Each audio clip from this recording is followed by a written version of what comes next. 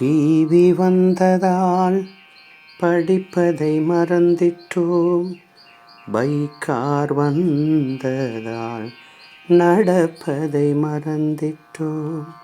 Mobile வந்ததால் எழுதுவதை மறந்தோம். AC வந்ததால் இயற்கை காற்றை மறந்தோம். நகருக்கு வந்ததால் கிராமத்தை மறந்திட்டோம். ஃபாஸ்ட் ஃபுட் வந்ததால் பாரம்பரிய உணவை மறந்தோம் நாம். வாட்ஸ்அப் வந்ததால் பேச மறந்திட்டோம்.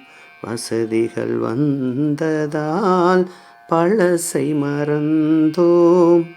பழமையை மறந்திட்டோம்.